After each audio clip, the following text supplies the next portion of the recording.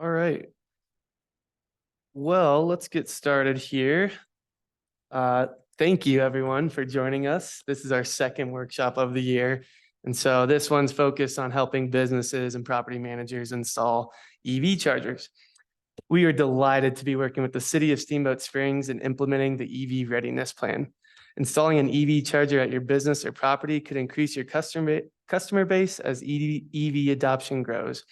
If someone has the choice to stay at a property with an EV charger, they could be more inclined using your company if you have an EV.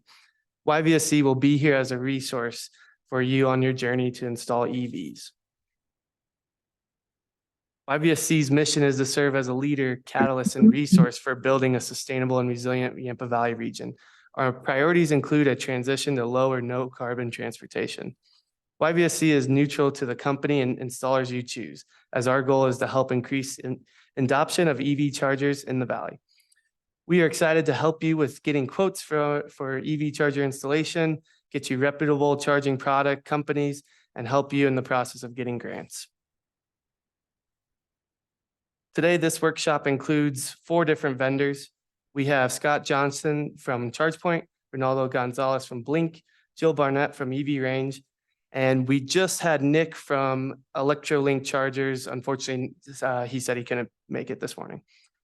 We also have Martine Bonzi and Mary Harlan from Clean Energy Economy for the Region to talk about Charge Ahead Colorado grants, and Lacey Allure and Jason Green from Northern Colorado Clean Cities to talk about their workplace charging program. Without further ado, we have Scott Johnson here in person, and I will pull up his presentation and we'll hand over the mic. Thank you, everyone, once again.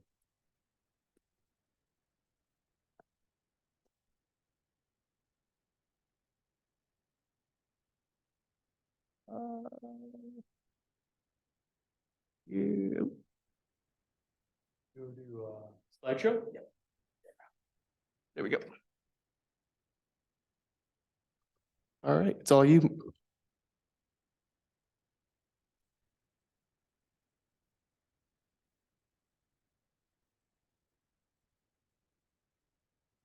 Thank you. Hi, everybody. Hear me okay? All right. My name is Scott Johnson, account executive with ChargePoint, located here locally in Colorado, up from Denver, and happy to travel to Steamboat. Usually one of my favorite weekend destinations here in the winter, but love being here in the fall as well. So just a quick overview of ChargePoint.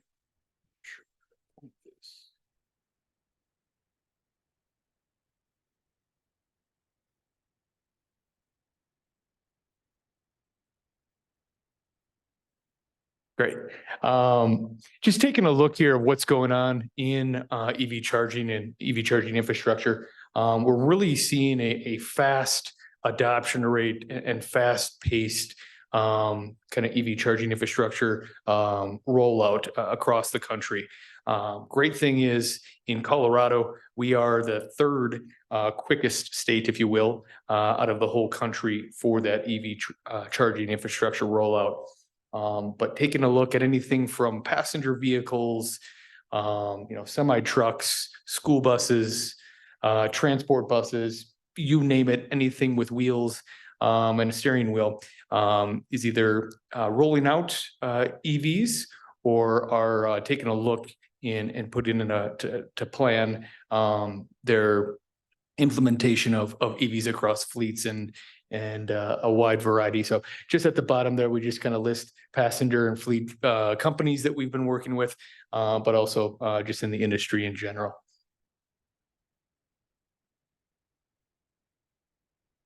You want me to just point? Oh, okay. Great. This is taking a look at some of the verticals that we work with. You can see quite a few companies that are customers of ours across a wide variety of different verticals here. But pretty much the gist is everybody is taking a look at electric vehicles and how do they implement that and make the charging available for everybody. So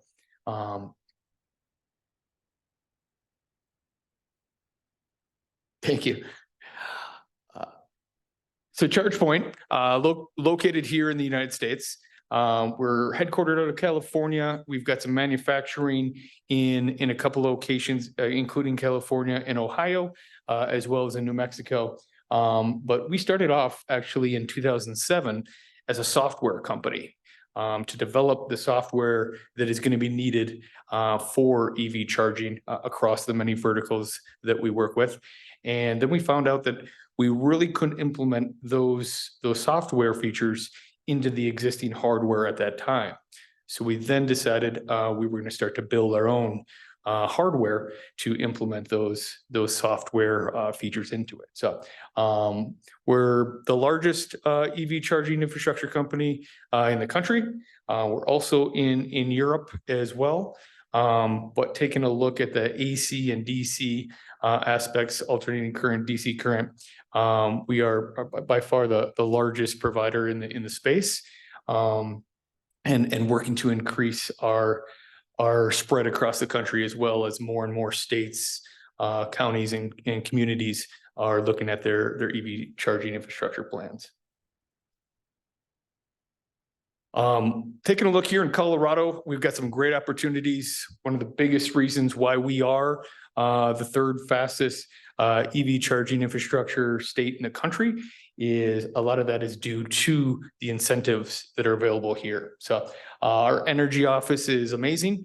I know we got a couple of speakers here that work alongside the energy office with the Charge Ahead Colorado program. And taking a look at that, this could be a little out of date. This is about 6 months old. But taking a look at the Charge Ahead Colorado grant, there's over $5 million in a bucket of money available for people to be able to apply for. Taking a look at commercial charging, fleet charging, buses, they've got some different buckets of money that allow you to really help out with some of those costs. So you can get up to 80% of the project kind of assisted by this program with a 20% match. And again, I think there's about 4 or 5 times the demand that we have for the supply of money right now. But I work with customers on a daily basis on different programs and helping to get those funds sent out. And the energy office is just great with this program. If you're not familiar, there's a federal funding program called the National Electric Vehicle Infrastructure, or NEVI, as we call it for short, that has a couple of phases over the next 5 to 10 years for rolling out federal funding through states to help with some of the DC fast charging along major corridors. So again, working with projects and partners throughout the state to help fund those and then install our chargers for that program as well. So a lot of funding and help by the state and the programs within to help kind of ease the cost of getting EV infrastructure across the state. Okay. So just taking a look at our chargers and our solutions. I'm going to turn here so I can take a look, but taking a look kind of from left to right, we've got everything from our residential charger to some of our fleet chargers with the CPF and dedicated parking. Our CT4000 has been around for 6 or 7 years, and our most popular level 2 charger that's with mixed use. And then we kind of go in on the right side there with some of our upgraded models that both level 2 and level 3 that we're getting a bit more modular and making it quite a bit less expensive for kind of parts replacements if there's damage, as well as some of the compatibility between our level 2 and level 3 chargers in terms of those parts, which allow us to help bring that cost down a bit. So we don't have dedicated plugs for certain vehicles like most providers, and we are now starting to implement or come from the factory built our NACS plugs as well. That is the Tesla plug is another way of saying that, but we are able to kind of customize between different plugs, however the site host would like. and are able to kind of retrofit those in the future as well. All of our chargers, of our commercial chargers, I should say, have a cord management system, which I think is really important to help keep those cords off the ground. We don't want to have a kind of a gas station air hose experience where you roll in and it's kind of all on the ground and you got to kind of pick it up and it's pretty dirty. So helps for the longevity of that charger. And one thing that we want to make sure we have with all of our commercial systems. I won't go over all of those, but a lot of customization with ChargePoint, both with taking a look at the orange on this hardware. We're able to customize that with a partner to be able to brand that however you would like, so that you can kind of promote and market your specific location and let people know that whether it's a sustainability goal or maybe just advertising in general, we're able to do that with that, as well as some other features on the screens that we have.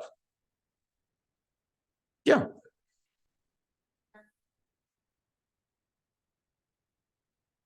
Yes, I've got a slide here that I'll come to, but very well. We took over an old UL laboratory in Campbell, California, where we test out anything from desert conditions to the frigid cold that we have. So there's different kind of chambers that allow us to test that. So we actually import sand from Arizona to blow into these chargers. We also drop it down to about -50 degrees to make sure that we're accounting for all conditions. Ours are also the most rated, the highest rated chargers in terms of elevation. One of the reasons why we partner with customers such as like XL Energy with a couple of projects in Breckenridge, because we've got a higher rating for elevation. All that is done there in our California laboratories to make sure that they withstand all the conditions. We'll have to plan that for next time. I'll tell you which slide it is, and then we can be a perfect transition.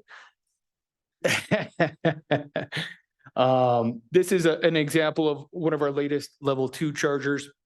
I do see some ChargePoint chargers in the back of the building here, which is our CT4000. This is kind of our upgraded version of that. This is a 19.2 kilowatt, about 60 to 62 miles of range per hour. But again, we've got the cord management system to keep those cords off the ground.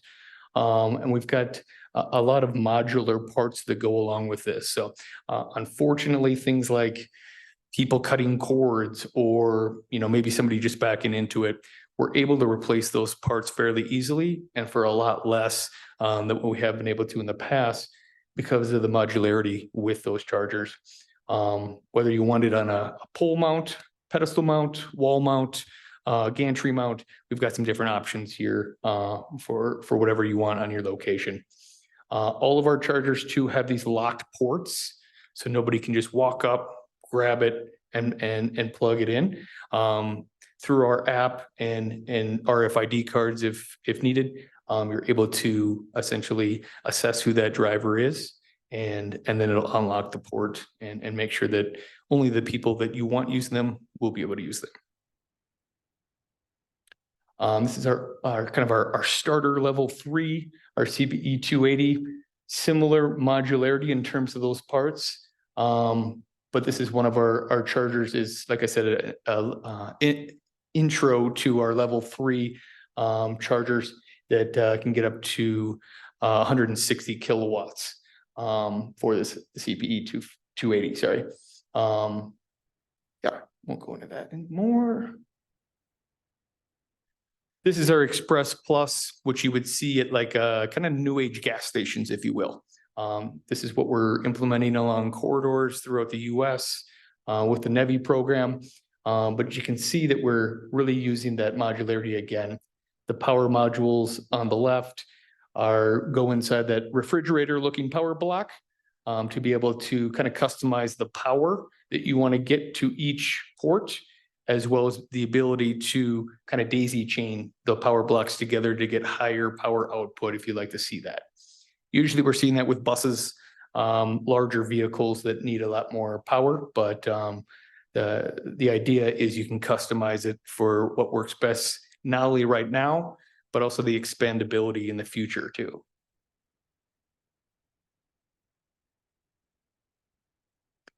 Great. So taking a look at a network charging versus non-networked, we're very much a network charging company. Like I said, we kind of developed the software before the hardware.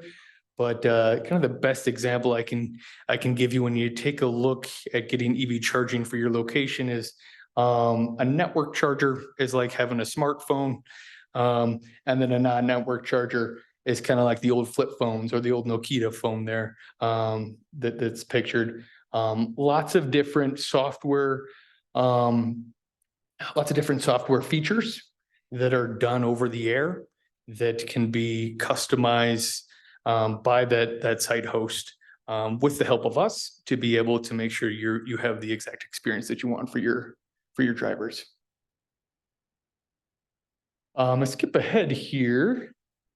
As our app, this is just talking about some of the features that we provide through the software. Again, that smartphone kind of analogy, the ability to adjust things like wait list or idle fees, some different things. If you have fleets that you're able to really customize and make sure that it's what you need for your location. This is an example of our dashboard that all of our customers have the ability to see, and that's where you can go in and adjust some of those settings.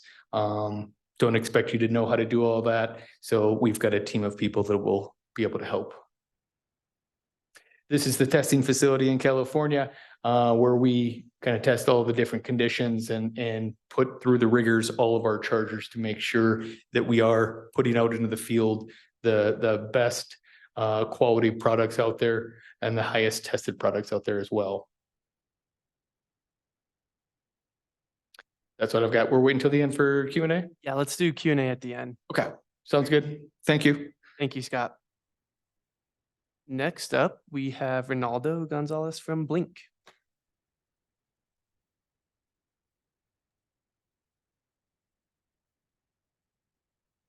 Hello, everyone. Can you hear me? Yep, we can hear you. All righty. Now, can you see my screen? Yes, we can. Sweet. So my name is Ronaldo Gonzalez. I am with Blink Charging. Born and raised here in Denver. Did my master's at University of Denver in environmental policy with a concentration in sustainability and clean energy. So it's the reason why I got into the field is to reduce greenhouse gas emissions from the transportation sector. So Blink, we've been in the business since 2009. So we're an early mover into the market. It was early like Tesla Roadster days. So folks were very confused on what we were trying to sell them, but the market has really grown since then. We are vertically integrated. So similar to ChargePoint, we build our stations here in the US in Bowie, Maryland, and we host our own network software. So there's that handshake vertical integration that's super important for hosts. We've grown through a ton of acquisition. We're actually in 27 countries and growing, and have the third largest network outside of Tesla and ChargePoint. We're headquartered in Miami Beach, Florida. Our manufacturing facility is in Bowie, Maryland, where we're building our level 2 chargers and our DCFC chargers. And then our network operations center is 24 hours a day in Tempe, Arizona. Since we're an early mover into the market, we have a ton of blue chip customers that we've worked with in every vertical, from food and bev, healthcare, and municipalities. We've helped everyone. So our Blink network was built this year with a new architecture from the ground up, and that lets us add features in a more agile fashion. And what the best benefits are the monetization. So that remote control of setting the rates, creating user groups. You can set the rates by kilowatt hour, by hour, do waitlisting. So if the station's in use, they can get on the wait list and we'll notify them when the station's up. And then idle fees as well. If a car is parked at the station and it's fully charged, you can incentivize them to move the car by charging a fee. So this is all flexible and real time. So they're able to set the rates themselves and change them as the stations kind of grow. One of the things that we've really focused on over the last year that we got a lot of great feedback from our customers is on our focus on customer success and host management. So every account has a dedicated account manager. So they have a name, telephone number, and email for their account manager. So they can do a webinar to review the network dashboard and set rates and create user groups. If any issues arise, they can call their account manager and troubleshoot, do a power cycle or software update. But this is where we've seen a lot of growth in our business, is that dedicated account management, because the last thing we want in this industry is to have stations be down, especially in locations like your region, where they could be really counting on the station to be up to get to their next destination on a road trip. So that's where we've really focused a lot of our efforts over the last year. And then we also have a 24-hour-a-day network operations center that can field calls as well.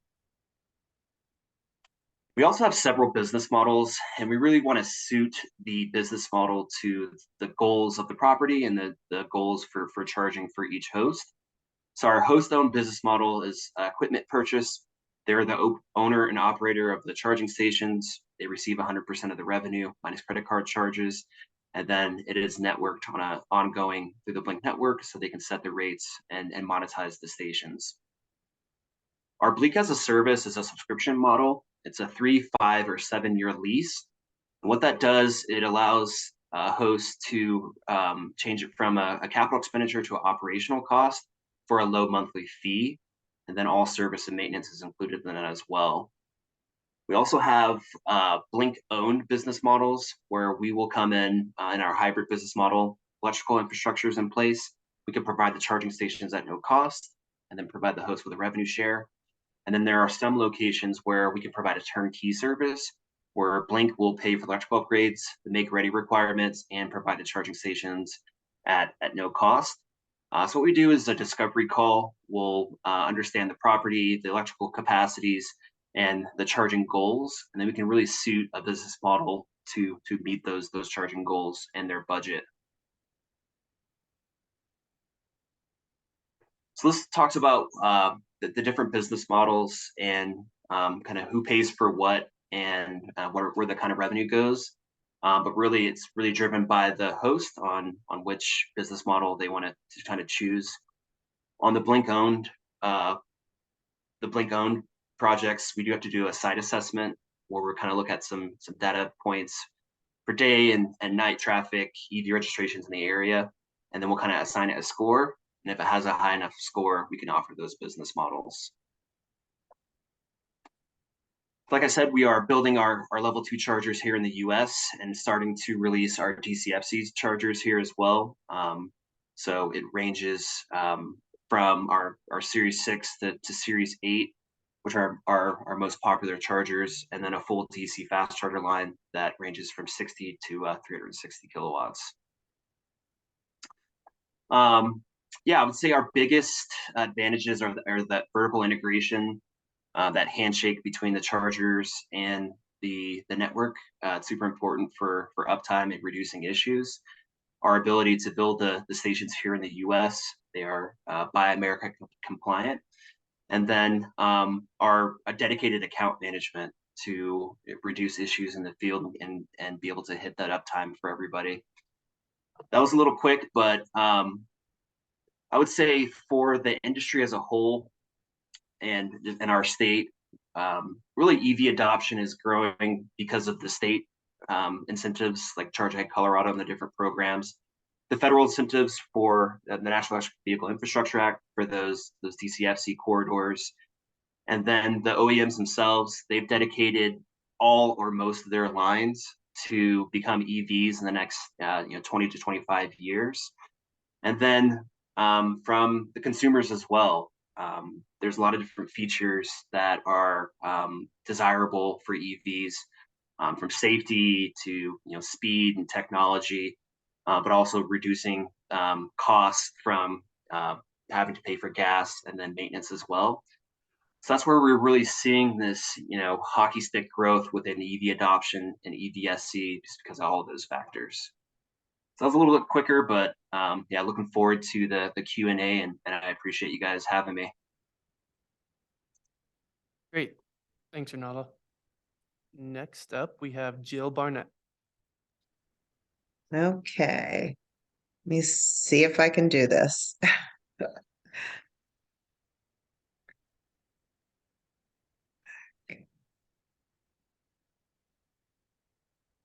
Okay. Can you see my screen? Not yet.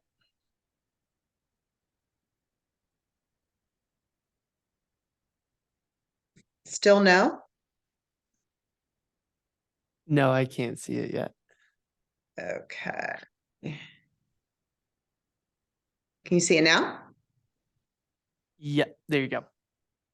Oh, good. Great. Okay. Thank you. Good afternoon. My name's Jill Barnett. I am the Director of Sales for EV Range. We are a full turnkey EV infrastructure company. We're based out of San Pedro, California. And I just wanted to give you guys a real quick backstory on EV Range and how we came about. Our current president, Carl Pankut, back in 2013, worked on an engineering project for Tesla for their DC FC stations. He was there for 2 years, and then in 2015, he went to work for a company called Recargo, who developed the PlugShare app, which is now that app is the most used universal app by electric car drivers. So back in 2016, when he was at Recargo, a Belgium utility company bought Recargo and renamed it as PlugShare. So PlugShare then, while Carl was still there, decided that they wanted to go in a different direction. Meanwhile, when he was at Recargo, he was procuring 13 sites for Shell, Tesla, EVgo, and Electrify America, and still wanted to continue these projects as he had been working on them for over a year, had this relationship with all of these different people involved in these projects. So he decided that he wanted to continue and see these projects through. So he decided to leave PlugShare, and he partnered with the California Energy Commission and created his own company called CleanTech. CleanTech ended up building these 13 sites for Tesla, Shell, EVgo, and Electrify America. So when he had completed the 13 larger projects, while he was going through the process, he realized that all the sites were well over engineered and that there was a real need for customer focused software that was more customer friendly. So at that point, he hired a team of software developers that had a plethora of EV industry experience and developed his own network, which is now EV Range. So now EV Range has two sides of the business. CleanTech is the engineering and construction arm of the business, and EV Range is the hardware software side. Okay. I'm going to tell you a little bit about our CSMS, which is the charging station management software. Our CSMS is a full-featured cloud-based SaaS platform developed by EV industry experts. We use our CSMS to operate our network of level 2 and level 3 chargers. We are today the third largest DC network in California. We design and consult sites to be future ready as the industry grows, needing more of solar and energy storage as well. We'll stub out for that for our projects. We have all in-house professional services. We offer design, engineering, construction, operation services for whatever your EV project might need. So here, right at this point, what I'd like to do is, because we focus primarily, or my team primarily focuses on level 2 in hospitality, and I think we might have some hospitality people on this webinar. I just kind of wanted to go through the process for when someone reaches out and is interested in getting some charging stations and what that process looks like. So typically a hotel will reach out to myself, and most of the time they don't know what they're looking for. They just know EVs are coming. They know that they're missing out on business. Customers are calling the hotel asking if they have chargers and they don't, and they're missing out on revenue by not having these chargers for their customers. So I'll schedule an initial call and try to understand what they need at the hotel, what they're looking to do, if they know how many chargers they're interested in putting in, or if they're just looking for me to consult them. That's a lot of the times that's what they're looking for. So then the next step is I will schedule an appointment with our electrical engineer, and he will come on site. We're nationwide. He will come on site and walk the property to do a site assessment. At that point, they'll go and look at the electrical room. They'll look at the transformer to see the energy capability.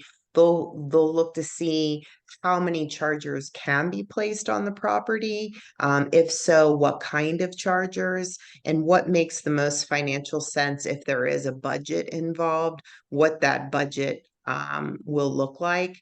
And then once the site assessment is completed, then the the electrical engineer will come back to me and give me a quote for the project at that time. And this is something that definitely differentiates us from our competition. We have a dedicated team of folks that just handle grant and incentives. So at that point, I will get the number from the electrician for the quote, and then I'll reach out to our grant team and find out what grants are available in the state, with the utility, in the county, depending on where you are. And our sales rep will handle that entire process from start to finish on the grants. Right now, we do not charge for that service. That's just complimentary. So then once the site assessment is completed, we find out what grants and incentives are available. Then I will get on a call with the customer and walk through a pro forma, and I will line item out the entire project, from the chargers to the pedestals to the software to the install to the engineering to the permitting, everything. And then it also include the grants, which will offset the total cost of the project, and then I'll give you a total capex. And then at that point, then we'll talk a little bit about the software pricing programs and plug in some numbers based on our portfolio with our real data. And then we can put together and show an ROI for the project. And then we also will then at that point do a software demo with our customer. And then at that point, obviously the customer will say, okay, we need to take a look at this project, and we'll get back to you. And then when they call back and say, hey, this is what we are interested in, this is what we want to start, and then we would in turn that over to our engineering team, and they would start the engineered drawings. Then we would get the permitting, apply for the grants, and wait for the grants to be approved. And then we would start the project. So that's a little bit of the process. A lot of people aren't familiar with it, customers that I'm working with. So I thought it was important to go through what a process typically for level 2 projects are. And then here is our CSMS, our dashboard, and just a couple things to emphasize here are we can customize, since we have all in-house software developers. We have customized reporting to track usage, the charger status. If there's any issues, we can see that in real time. We have 24-hour, 7 days a week support in-house everyone's located in San Pedro. We have the ability to accept credit cards, customize billing, charge your monthly revenues to your account. We have a driver app as well. Another really cool thing that we have too is that we can customize loyalty programs. So for instance, if you're a Marriott and you're looking to put chargers on the property and you want to give your Bonvoy chargers or your Bonvoy customers free charging, we have the ability to customize the reporting and to program the chargers. So that's free to your customers.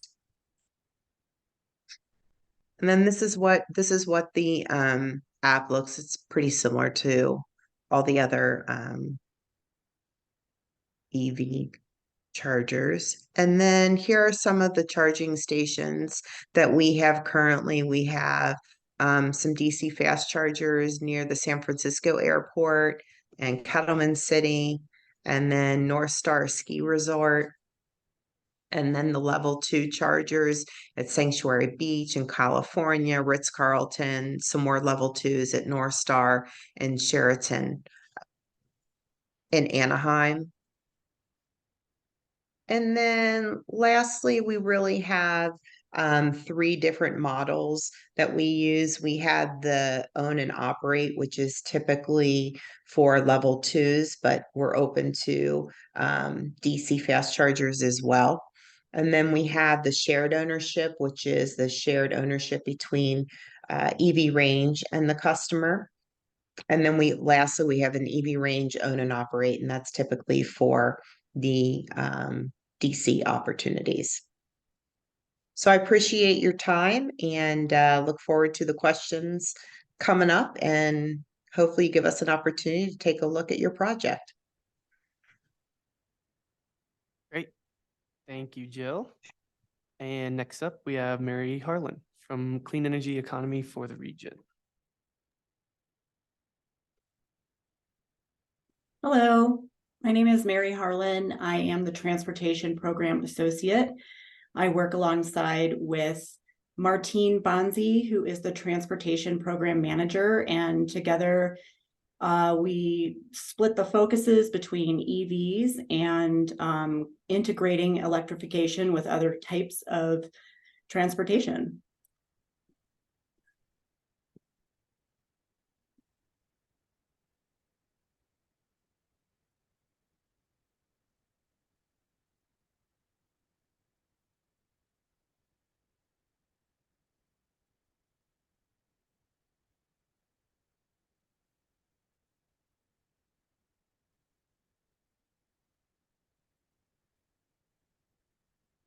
Can you see my screen? Yep. If you Great. make it full screen, yep, there you go. Doing it. All right, so today I'm going to be talking about funding for EV charging stations in businesses and the workplace. And you've already heard a couple of our prior speakers talk about some funding opportunities. And so I'm going to be directly relating this topic to the Charge Ahead Colorado grants that are available. So I work for Clean Energy Economy for the Region. Essentially, our goal is to ramp up renewables, decarbonize transportation, and maximize resource efficiency. This is a map of the Recharge Colorado program and the different regions that coaches work in. And so as Martine and I are both Recharge coaches, and as Recharge coaches, we are responsible for the counties in orange, and that includes 14 counties with Routt County and the Steamboat Springs area covered. So basically, Recharge coaches will help consumers, local governments, workplaces, and multifamily housing developments identify monetary savings, grant opportunities, and other advantages related to deploying EVs and charging infrastructure. We help build local stakeholder support for EV adoption and leverage these networks to drive EV sales and participation in available funding opportunities. So the Charge Ahead Colorado program is a competitive program that provides grant funding for community-based level 2 and DC fast charging electric vehicle charging stations. The objectives of the Charge Ahead Colorado program are to improve air quality, reduce transportation emissions, and increase adoption of electric vehicles across Colorado. If you want to apply for one of these grants, I recommend starting by contacting your recharge coach or checking out the Charge Ahead Colorado website. Once you look at the website, you can contact the coach, determine your funding level, survey. You definitely want to connect with your electric utility. Sometimes that's step 2. You can get an installation estimate from a contractor, complete the grant application, and share it with your recharge coach before submitting it.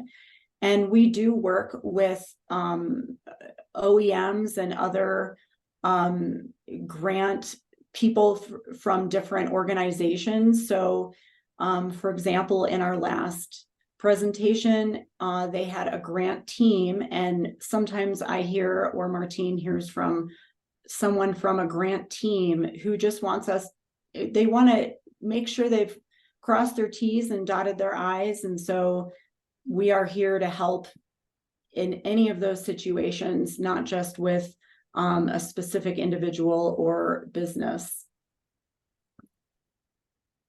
So these are the funding levels for Charge Ahead Colorado. Note that it says per port. So what that means is that many level 2 chargers, for example, will have 2 ports. So oftentimes the funding will be according to per port, but notice that there is a maximum incentive per charger. And then highlighted in orange, I've just shown that this is the most common charging station to be funded. So there are some enhanced incentives for level 2 ports. There is an income qualified enhanced incentive. And then there's also enhanced incentive for qualified entities in disproportionately impacted communities.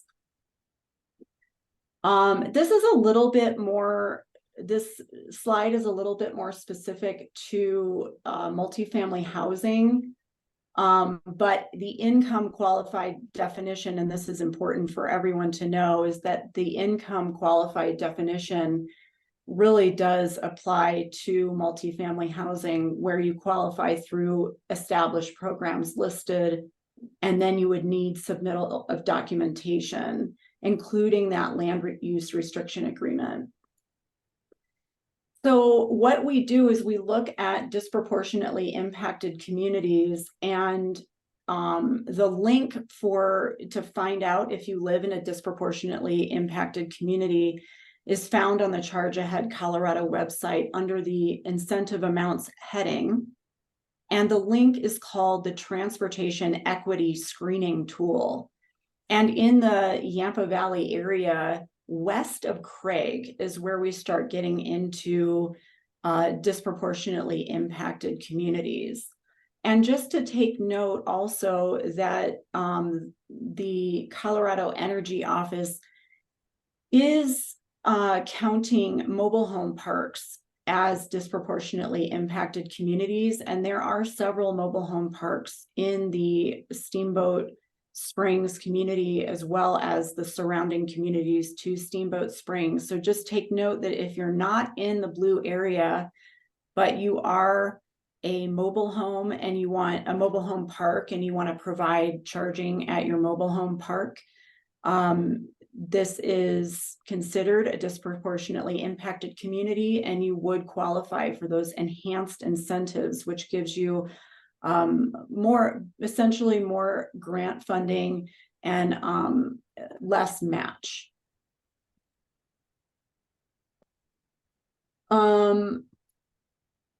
The next thing I want to talk about is that if you're a workplace or a business and you want to provide a little bit more weight in your application, we suggest a survey. And there are surveys that are examples on the Charge Ahead Colorado website that work just fine. But essentially, you would want to gather information from HOA members, tenants, or employees. And you want to talk to them about present and future adoption. But essentially, if you get a grant, or if you are applying for a grant, this just makes your application stronger. And so we have survey templates available. This is actually the one that is provided on the Charge Ahead Colorado website. So Charge Ahead Colorado has two different types of applications. There's a short application and a standard application. The short application is nonprofits and public entities serving the community requesting 6 or fewer level 2 charging ports. This would include workplaces eligible if chargers are primarily intended for employees. There is no deadline and the applications are reviewed on a rolling basis. Standard application includes multifamily housing complexes, workplaces, or businesses requesting 7 or more level 2 charging ports, and all other applicants. So all other applicants might include private businesses that are not serving the community directly. The standard application period, FYI, just closed on October 13th, and the next open period will be around January. For both of these, oh, sorry. I wanted to add that it's important to know that decisions on applications might take up to 8 weeks. Okay, so accessible parking spaces. This is one of the eligibility requirements for this grant. And so what that means is that you must have accessible parking spaces included. Awardees are required to incorporate accessible design. Guidance is provided in the application guide, which is on the Charge Ahead Colorado website. And this is the important part. Charge Ahead Colorado requires that 5%, but no less than 1 parking space incorporate accessible design. So this is just a photo of what an accessible parking space might look like in your parking area. The important part is that the parking spaces are wider than a normal parking space, and there is, generally speaking, a walkway either between the 2 parking spaces, if you have 2, for example, or you would have a parking space like the one on the left side of the slide, and then the walkway, and then that would be your accessible parking space. Another important factor is that it must be reserved for EV charging only. So in other words, even if there are other accessible parking spaces in your parking lot, these must be reserved specifically for electric vehicle charging and can't be reused. There are options to meet this. One is because these parking spaces need to be wider, you can combine 3 regular parking spaces into 2. You can also install charging stations in an unimproved parking lot. This is one way that some folks have gone about to meet that accessible parking space requirement. And the third way is that you do actually use an existing aisle on a non-accessible reserve parking space. So the arrow is pointing at the fact that if you moved that line over a little bit, that white line over to the right, and then you already have the aisle, that would meet the accessibility requirements. So a couple of questions that we commonly get asked: can you restrict access to a charging station funded through the Charge Ahead Colorado grant? And the answer to that is yes. You can restrict access so that it is only for your tenants, your employees, or your homeowners.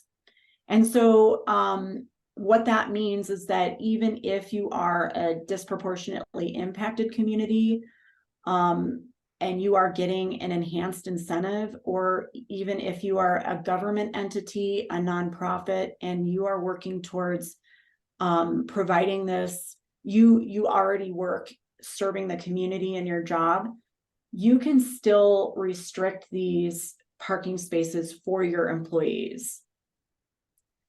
Can I purchase the stations before I'm awarded? You cannot. You must get that purchase order first before you, and that's the purchase order from the state, before you can start purchasing stations. Third question, can I also use incentives from my electric utility? You definitely can. And I am not 100% sure what Yampa Valley Electric provides, if they do provide any. Do you know, Connor?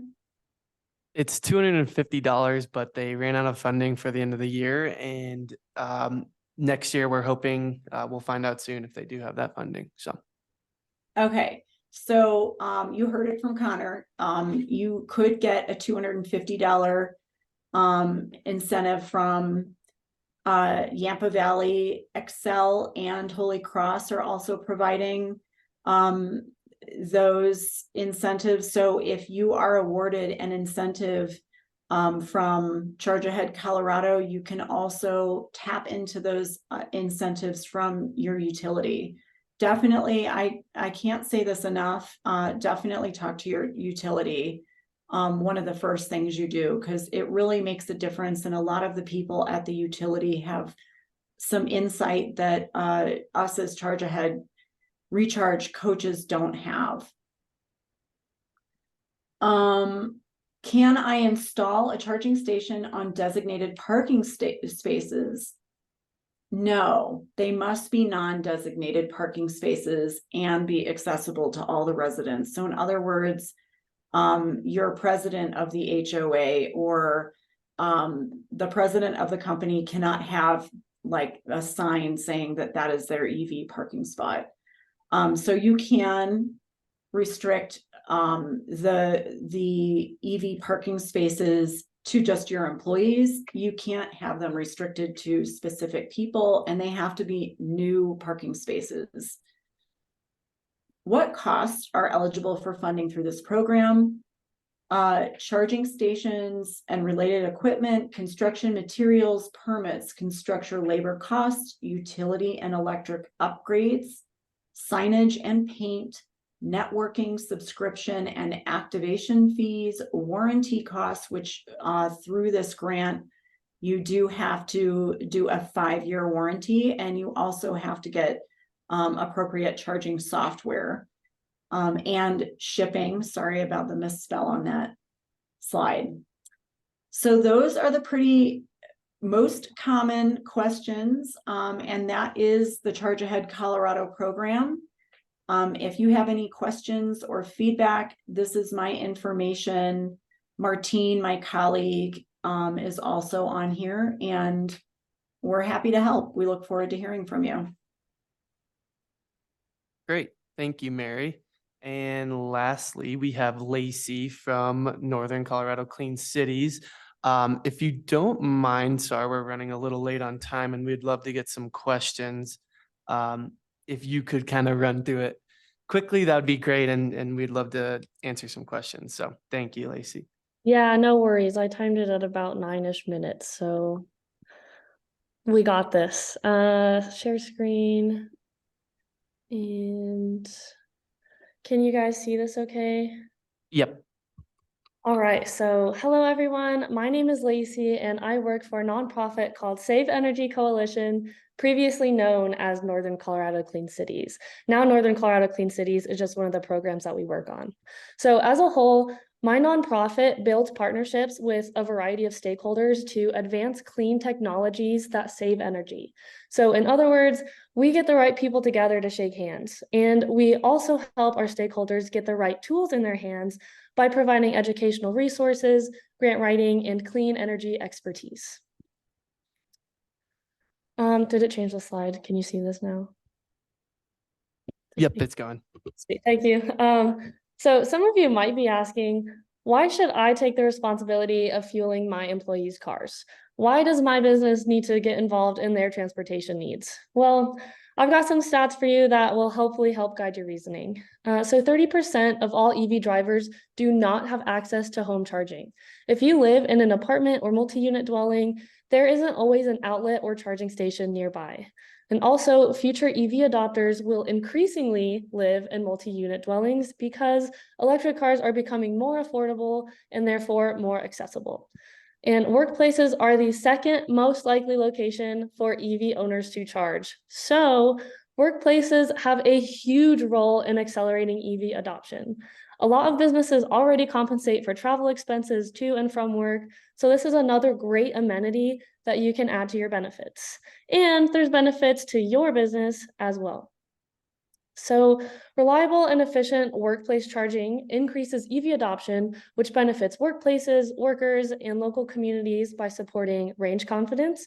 60% of EV owners need to charge at work, either because they can't at home or because they have very long commutes. It supports the transition to less carbon-intensive mobility because it motivates employees to buy EVs through greater awareness and access to charging infrastructure. There's fair and equal access to EV charging, so people that don't own a home or a garage, they can still choose to drive electric if they can charge at work. It also saves money by offering a low-cost source of fuel. Alignment with companies' values. This is a major benefit if your company believes in sustainable practices because it demonstrates a commitment to reducing emissions, sustainability, and energy independence. And it not only increases value of the property, but it also future-proofs it. There's better retention and recruitment. Employees will be way more satisfied because they feel supported by their employer. And some other benefits that I don't have listed are cleaner air. I don't know about you guys, but I love clean air. Responsible community stewardship, positive business leadership, clean job creation. There's so much more, but I've only got like a few minutes here. So let's see exactly how your business can get involved. And let me tell you that the Department of Energy has got you covered. There are two brand new, officially launching this month, programs funded by the DOE that support workplace charging. Eval and Charge at Work are complementary programs aimed at increasing workplace charging through technical support and national recognition. So let's look at Eval first. Electric Vehicle Adoption Leadership, or EVAL, is a nationally recognized certification program that provides technical assistance and recognition for organizations that support the adoption of clean transportation. And when I say clean transportation, I do mean more than just EVs. So this can also mean organized carpool, bike share programs, transit compensation, stuff like that. And EVAL certification indicates the availability of clean transportation options and opportunities for staff at a workplace. And this certification distinguishes businesses for their commitment to lowering emissions by providing clean transportation options for their employees. EVAL certification signals leadership in sustainability and action in addressing climate change. And does this certification cost anything? No. Well, at least not now. It's free starting now until next October, so I'd suggest looking into it sooner rather than later. And the objective of this program is to develop and execute nationwide workplace charging programs. And it's comprised of education, outreach, technical assistance, everything that I'm doing right now. And it enables large scale increase in workplace charging. And there are 4 certifications: bronze, silver, gold, platinum, and you get your rating based on 5 criteria: employee engagement, planning and evaluation, e-mobility and incentives, EV charging, and leading with innovation. So that's just a brief overview of eval. So now let's take a look at Charge at Work. So Charge at Work helps workplaces, workers, public officials, and community leaders plan and implement workplace EV charging programs. So some aspects of a program can include hosting an EV ride and drive event for workers, gauging employee interest by deploying an employee survey on topics like commuting distance, travel patterns, car ownership, future car plans, and thoughts on a workplace charging program. Identifying stakeholders who could be involved in the planning, installation, and management of the program. Hint, we kind of have some in this presentation already. And then introducing employees to the benefits of a workplace charging program. So are you interested, at least a little bit, hopefully? Then you should sign the pledge. Signing the pledge just signals to us that you're just interested in learning more. It's completely non-binding and can be kept confidential, but I personally think it's cool to show off that you're supporting your employees and the environment at the same time. And signing the pledge comes with these benefits. Free access to the incentives database, which helps you identify what funds are available through your utility, municipality, and state simply by entering your zip code.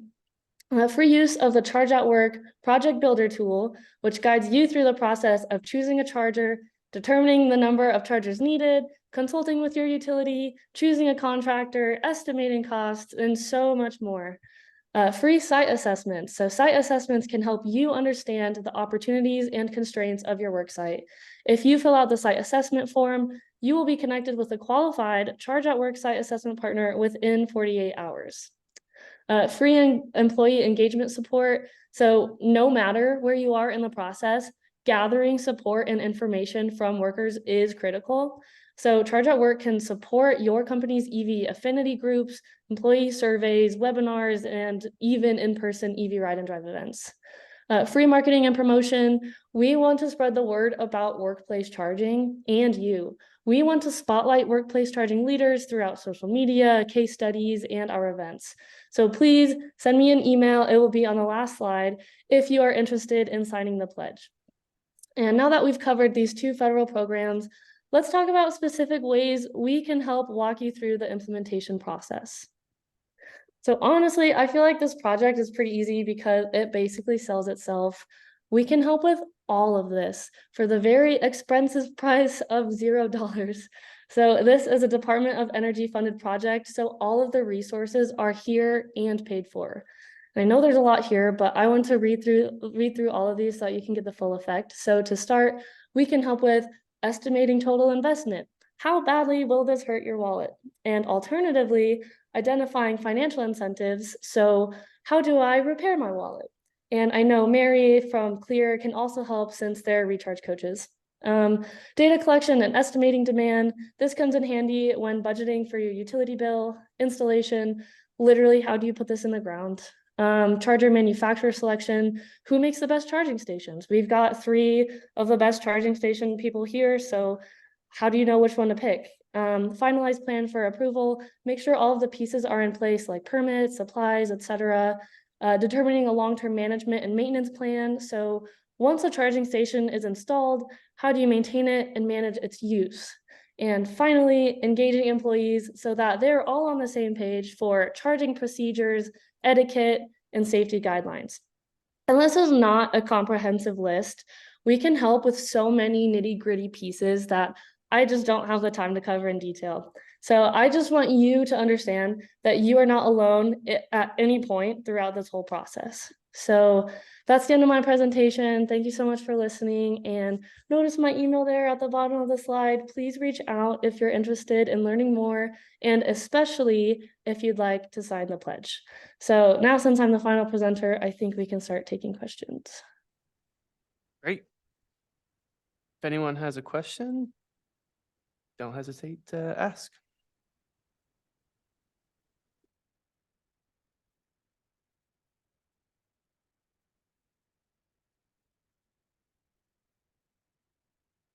All righty. Well, if we have no questions, thank you everyone for joining our workshop. Oh, we have one raised hand. Go ahead, Brandon. Hey, it's more of a follow-up for Jill and Ronaldo, if that's all right, to take the Yeah, time. totally. Did you guys have contacts you can give me to reach out to your team so I can, by the way, I'm Brandon, La Quinta and Holiday Inn and Steamboat. So you have my background. Basically, I just want to be able to follow up with your teams about implementation on property and go over some more Sure. stuff. Yeah, you can, and I apologize, I didn't have my presentation with my email. It's just jill.barnett@evrange.com.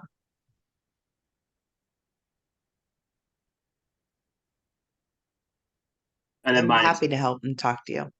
rgonzalez@blinkcharging.com.